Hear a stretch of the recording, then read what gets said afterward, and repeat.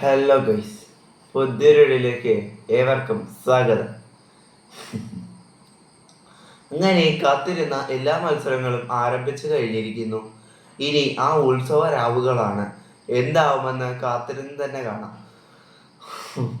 ഇനി നിങ്ങൾക്ക് എന്താണ് പറയാനുള്ളതെന്ന് ഒന്ന് പറയണം.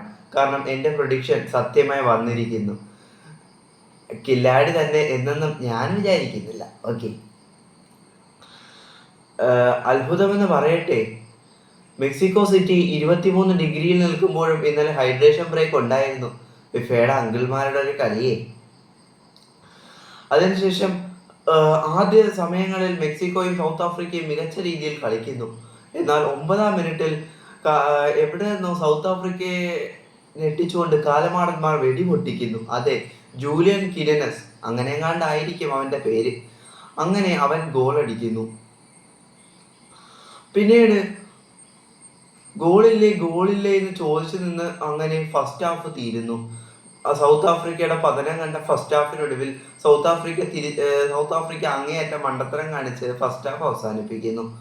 തുടർന്ന് സെക്കൻഡ് ഹാഫിലേക്ക് കാര്യങ്ങൾ എത്തുന്നു. പിന്നീട് അത്ഭുതമെന്ന് പറയട്ടെ, മെക്സിക്കോ സിറ്റി ഇന്നലെ ഒരു blood rain, the reign of blood എന്ന രീതിയിലേക്ക് മാറി. അതെ, 3 ചുവപ്പ് കാർഡുകളാണ് റഫറി പുറത്തെടുത്തത് മത്സരത്തിലുടനീളം. 50-ാം മിനിറ്റിൽ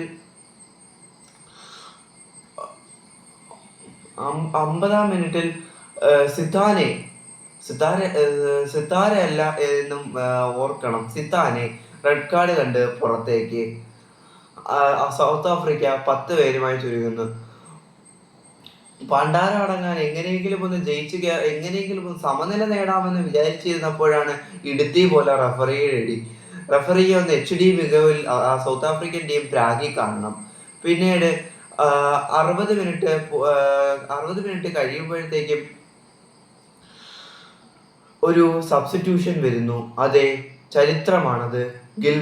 ഗിൽബർട്ടോ മോറസ് മെക്സിക്കോയ്ക്ക് വേണ്ടി അവൻ വരുമ്പോൾ 17 വയസ്സും 8 മാസവുമാണ് അവന്റെ പ്രായം. അവൻ ഫിഫ വേൾഡ് കപ്പിൽ കളിക്കുന്നു. ഒന്ന് ആലോചിച്ച് നോക്കണം, നമ്മുടെ നാട്ടിൽ ഇപ്പോഴും തെന്നിത്തിരിഞ്ഞ് ഫോണിലും കളിച്ച് നടക്കുന്ന സമയമാണ് ഇന്ന്. എന്തോ പറയാനാ, എന്തോ ചെയ്യാനാന്ന്, നീയെങ്കിലും കളിക്കിടാമോനെ. അതിനുശേഷം ടെമ്പോ വാനെ റെഡ് കാർഡും കണ്ട് പുറത്തേക്ക്. പിന്നീട് മെക്സിക്കോ രണ്ടാമത്തെ ഗോൾ പൊട്ടിക്കുന്നു റൗളിൻ ഹിമിനസിലൂടെ. അതെ, 2-0 മെക്സിക്കോ മുന്നിൽ. അങ്ങനെ മത്സരം ഇങ്ങനെ പുരോഗമിക്കുകയെ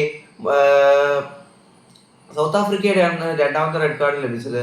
അങ്ങനെ അവർ 9 പേരായി ചുരുങ്ങുന്നു. പിന്നീട് മത്സരം പുരോഗമിക്കുകയെ ഇഞ്ചുറി ടൈമിൽ അതെത്തുന്നു. അതെ, ആ റെഡ് കാർഡ്, അതെ, മൗണ്ടസ് റെഡ് കാർഡും കണ്ട് പുറത്തേക്ക്.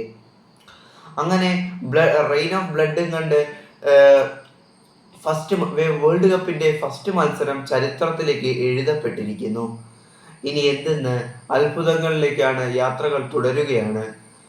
ഇഷ്ടപ്പെട്ടു എന്ന് തന്നെയായിരുന്നു. Thanks for watching. വേറെ അഭിപ്രായങ്ങൾ താഴെ കമന്റ് ചെയ്യുക.